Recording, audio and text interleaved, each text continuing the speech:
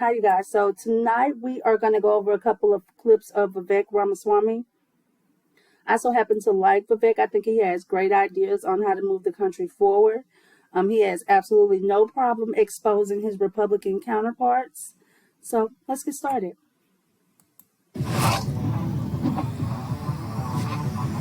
And I think that's what people need to know. Nikki is corrupt. This is a woman who will send your kids to die so she can buy a bigger house. If you want somebody who's going to speak truth to power, then vote for somebody who's going to speak the truth to you. Why am I the only person on the stage, at least, who can say that January 6th now does look like it was an inside job? That the government lied to us for 20 years about Saudi Arabia's involvement in 9/11. That the Great Replacement theory is not some grand right-wing conspiracy theory, but a... So the Great Replacement theory. I want you guys to think about this and comment about what I'm about to say. Why do you think a Democratic administration is allowing so many people to come across the border into this country? All right, back to the video. A basic statement of the Democratic Party's platform that the 2020 election was indeed stolen by big tech. That the 2016 election, the one that Trump won for sure, was also one that was stolen from him by the national security establishment that actually put up the Trump-Russia collusion hoax that they knew was false. There's a reason why I'm the only person on the stage who can say these things. That's what it's going to take, not people who are licking his boots one time and now Monday morning quarterbacking him and criticizing him when it's convenient. This is a very personal issue to our family. I wanted to take actually a minute to recognize my wife who's here today. Badass surgeon. She did a bunch of cases with cancer survivors earlier today, flew here to be tonight. We'll be back at 7 a.m. in Columbus, Ohio tomorrow, taking care of those patients in the OR. And on the front lines of people who have actually not swallowed for years. And here's something that's awful that's happening in our healthcare system. They'll pay for anything like feeding tubes, doctors to be pill pushers, but for the procedures that can actually make these patients better, we have a broken healthcare system that doesn't pay for it. My wife, Apoorva, in many cases, does not get paid for those procedures. She does them anyway because it's the right thing to do. But that does not work system-wide. So here's the answer. We don't have a healthcare system in this country. We have a sick care system.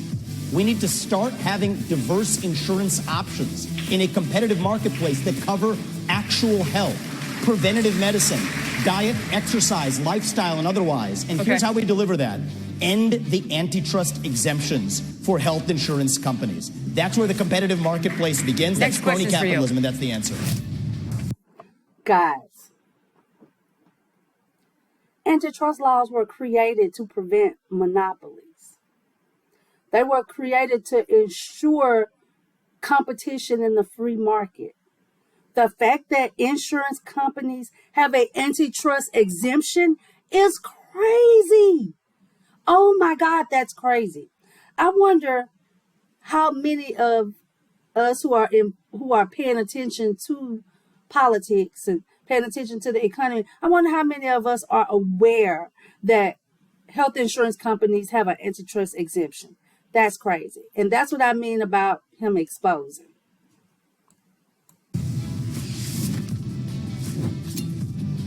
Foreign policy experience is not the same as foreign policy wisdom. I want everybody at home to know that I was the first person to say we need a reasonable peace deal in Ukraine.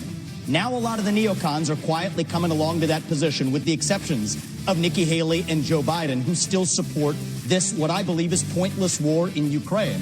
And I think those with foreign policy experience, one thing that Joe Biden and Nikki Haley have in common is that neither of them could even state for you 3 provinces in eastern Ukraine that they want to send our troops to actually fight for. Look at that. This is what I want people to understand. These people have, she has no idea what the hell the names of those provinces are, but she wants to send our sons and daughters and our troops and our military equipment to go fight it. So reject this myth that they've been selling you that somebody had a cup of coffee stint at the UN and then makes $8 million after, has real foreign policy experience. It takes an outsider to see this through. Look at the blank expression. She doesn't know the names of the provinces that she wants to actually fight for. And there's her puppet masters right there, the donors right there that are playing her like the puppet masters. Y'all, he said, look at the blank expression on her face. Because guess what? She didn't know. We know that if she knew, she would have said she knew, right? She would have said she knew. She wouldn't have stood there and looked stupid. And pay attention to how uncomfortable Ron DeSantis was. He like, shit, I don't know either. I hope he don't call me out. Wow. Oh my God. Oh my God. Way to make her look like an idiot.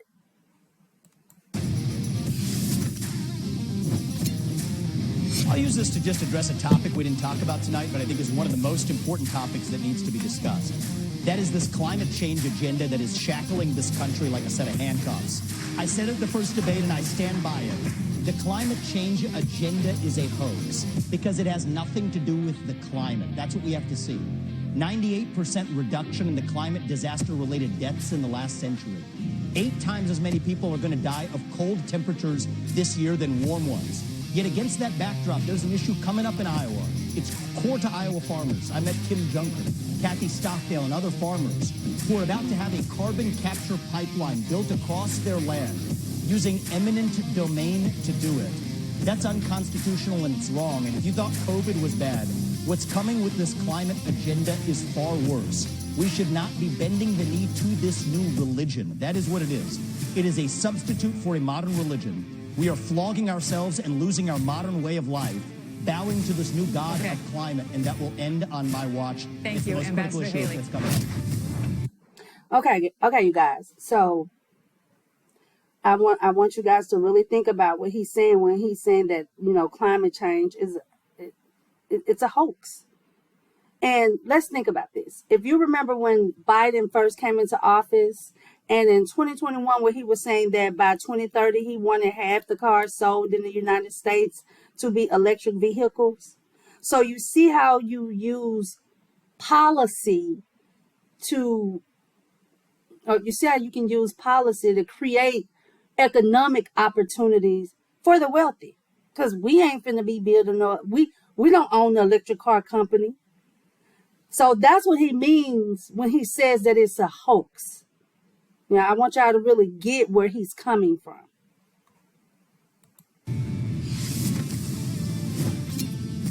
I question her authenticity. And I think that's the deeper here. We were just talking about the trans issue. This is a symptom of a deeper cancer in American life, identity politics.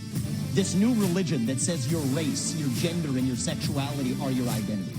It is anti-American. It is meritocratic. It's anti-meritocratic, and it is dividing this country to a breaking point.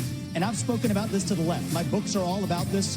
I preach this to the left, but it's even worse when Republicans try to play the same game. We're talking about that trans issue. Nikki Haley's campaign launch video sounded like a woke Dylan Mulvaney Bud Light ad talking about how she would kick in heels.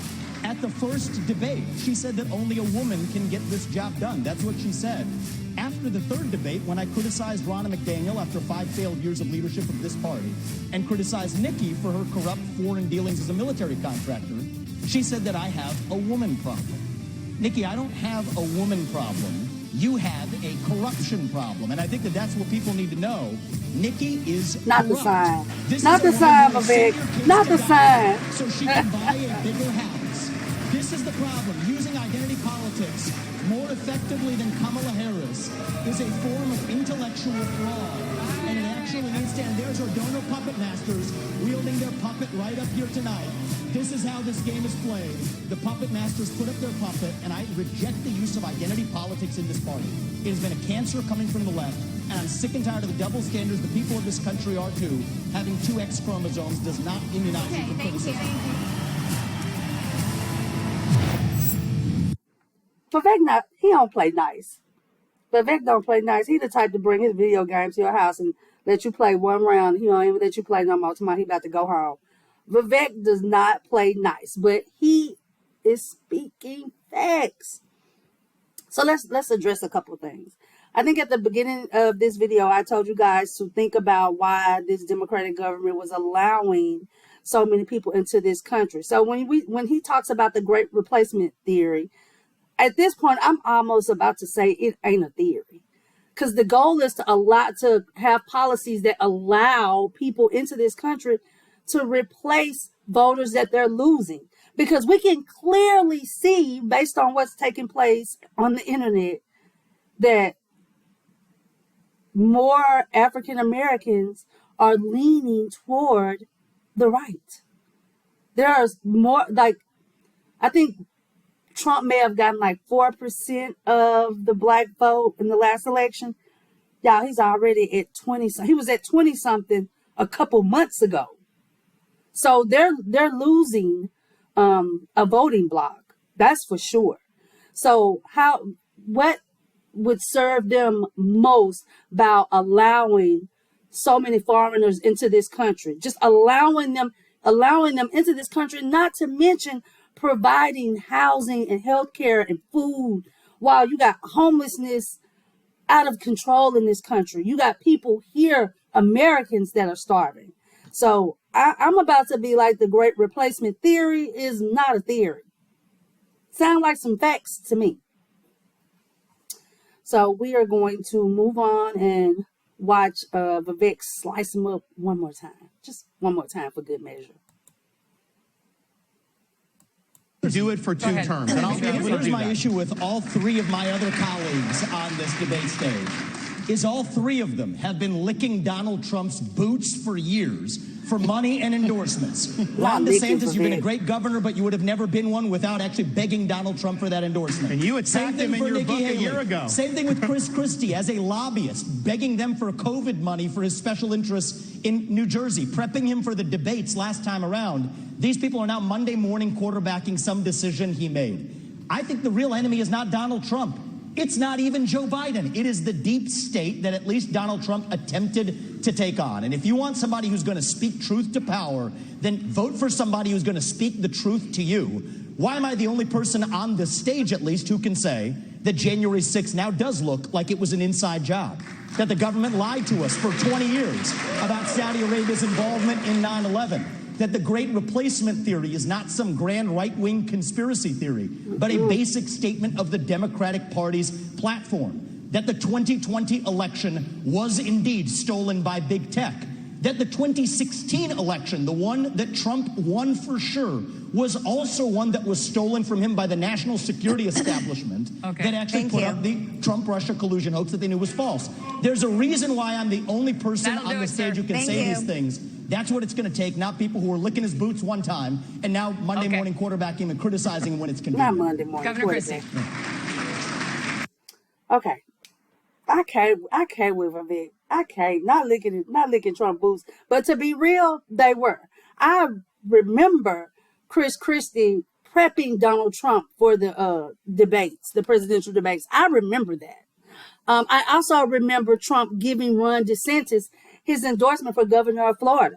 So he is absolutely right. Absolutely right. Matter of fact, Nikki Haley worked in his cabinet.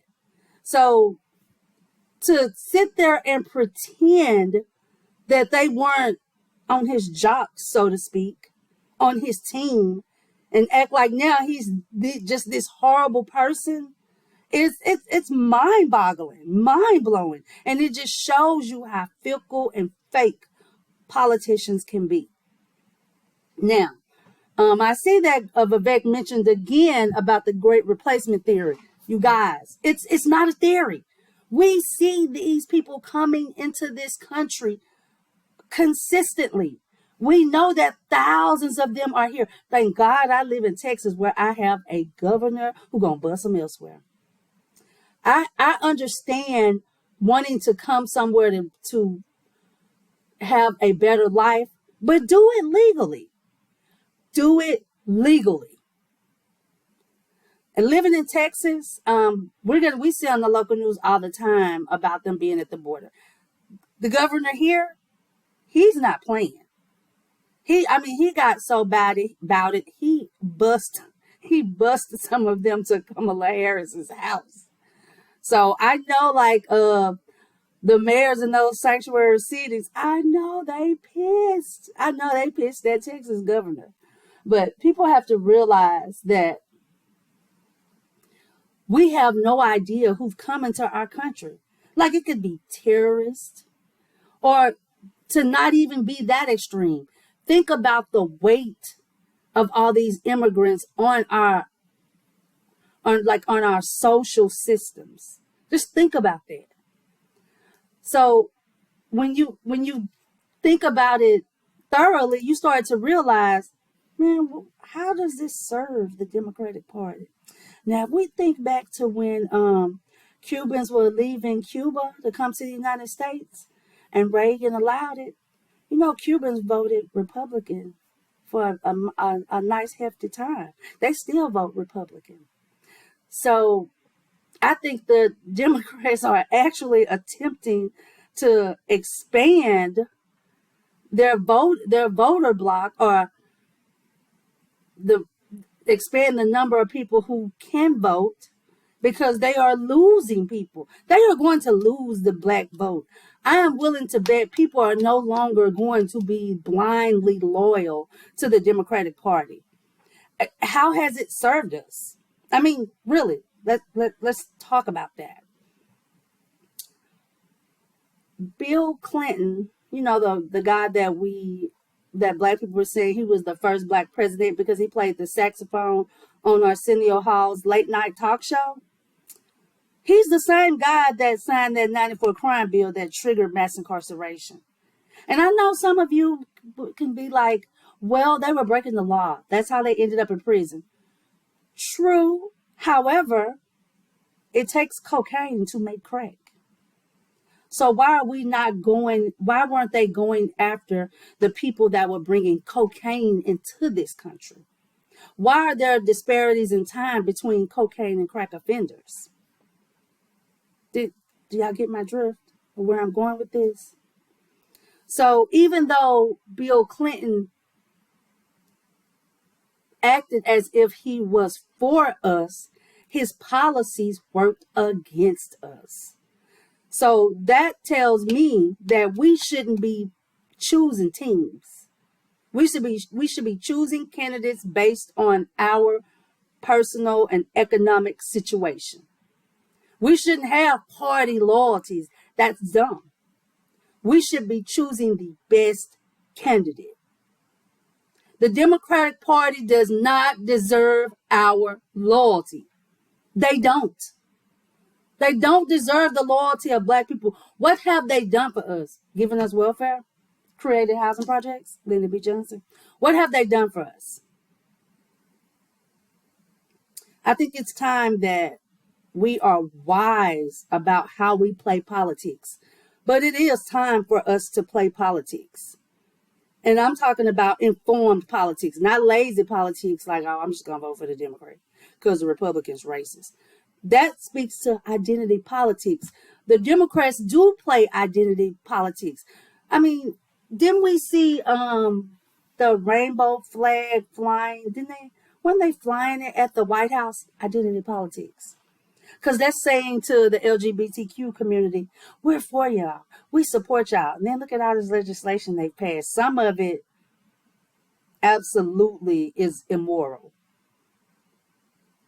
So we have to be wise enough to recognize when somebody is attempting to play on our intelligence. We have to look at how we did economically and how the country was socially during someone's administration. People can say what they want about Trump. You can call him racist, even though if you're black, you know that Trump was on every black show in the 90s. You know that Trump was at every Diddy party. You know that Trump was in every rap song. Trump even received awards from the NAACP. The fact that the media was even able to sell us a racist narrative is mind-blowing. It's mind-blowing. They can sell us a racist narrative about Trump, but Clinton and Biden can make it. They get to make it. Like, it is time that We develop our own opinions, and we're not choosing people or disliking people based on what someone in the media who quite possibly might look like me or look like you tell us. Like, we need to look at our own private economic situations, look at our communities, look at society socially, and we choose based on that, not based on what CNN or Fox News or MSNBC tells us, or Bill Maher, wherever you get your news from. It's time for us to be informed. It's time for us to have more information besides guessing. It is rare that I have political conversations where I encounter people who actually have their own opinion. I can tell when their opinion is plucked from some news website or television show that they've watched. You can tell because people can speak to, regardless if somebody can articulate themselves well or not. If you cannot actually speak to a person's policy as to why you don't like them, I know your opinion is cherry picked. Like, we have to be wise. We have to be wise in who we choose. You guys, we are currently in a proxy war with Russia. Through Ukraine, we're in a proxy war.